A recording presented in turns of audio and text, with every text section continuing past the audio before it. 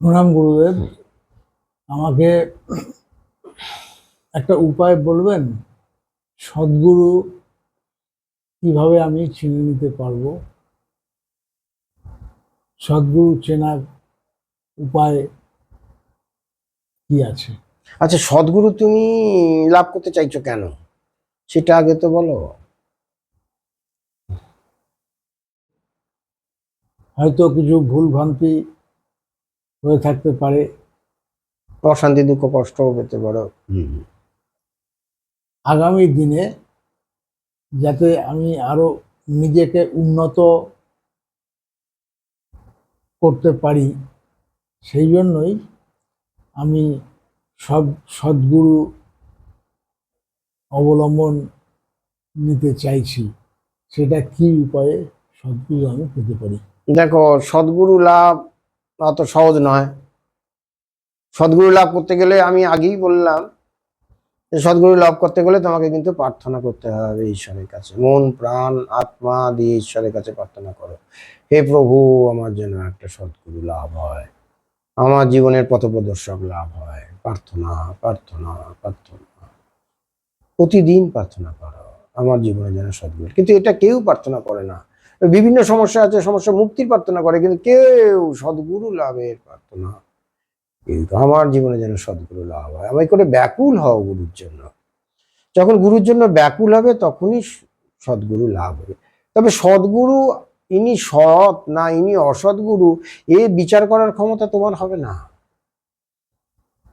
তোমার জীবনে প্রার্থনা করো প্রার্থনা করো, তারপর যে গুরু আসবেন সে গুরুকেই সদ্গুরু মনে করে তোমাকে এগিয়ে যেতে হবে তার পথ ধরে।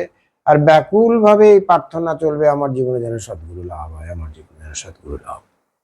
এই ব্যাকুলতাই তোমার সদ্গুরুকে তোমার কাছে নিয়ে আসবে। অসৎগুরুও সদ্গুরু হয়ে যেতে পারে যদি তোমার ব্যাকুলতা থাকে। আবার ব্যাকুলতা না থাকলে সদ্গুরুও তোমার জীবনে অসৎগুরু হয়ে যেতে পারে। এই জন্য প্রধান উপায় হচ্ছে সদ্গুরু লাভের জন্য ব্যাকুল হও, ঈশ্বরের কাছে বারবার করে প্রার্থনা করো আমার যেন সদ্গুরু লাভ হয়। তাহলে এই সত্যিকারের জীবনে সদ্গুরু লাভ। সদ্গুরুকে কিন্তু চেনার উপায় কিন্তু অত সহজ নয়। সদ্গুরু আমি বলে দিতে পারবো না যে এই এই লক্ষণ থাকলে সদ্গুরু লাভ হবে, এই এই লক্ষণ দেখবে, এইগুলো যদি মিলে যায় তাহলে সদ্গুরু আসল, এইগুলো যদি না মিলে তাহলে সদ্গুরু নয়, এরকম কোনো কিন্তু কিচ্ছু বলা যায় না। সদ্গুরু কিন্তু ছদ্মবেশী আসেন, সহজে কিন্তু তিনি ধরা দেন না যে তিনি মুক্তি দিতে পারেন, তিনি সমস্ত ক্লেশ থেকে সমস্ত দুঃখ থেকে মানুষকে উদ্ধার করতে পারেন। এ কোনো গুরুই কিন্তু বলবেন না, কিন্তু তোমার ভেতরের অন্তরাত্মা বলে দেবে যে এই গুরুই আমাকে সঠিক পথ দেখাতে পারে। এই সদ্গুরু লাভ করতে পারো, কিন্তু সদ্গুরুকে কিভাবে চিনতে পারবে এ প্রশ্ন করা বৃথা। কারণ সদ্গুরু তোমার জীবনে অভিনয় করেও বেরিয়ে যেতে পারেন। আমার জীবনে যিনি জ্ঞানী গুরু লাভ হয়েছিলেন, তিনি দেখতাম যে অন্যান্য ভক্তের সঙ্গে এমন ভাবে কথা বলছেন, তারা মনে করতো ইনি কিছুই জানেন না, কিছুই করে চলে যেতেন। তখন আমাকে পরে বা আমাদের যারা সতীর্থ ছিলেন তা বলতেন যে ওর দ্বারা এখন কিছু হবে না, আমি এই জন্য उसको भगा दिया, उसको उसको साथ मेरी कोई लेना देना नहीं है। অর্থাৎ ওর সময় হয়নি, ওই সদ্গুরু কিন্তু তাকে ফাঁকি দিয়ে চলে যেত।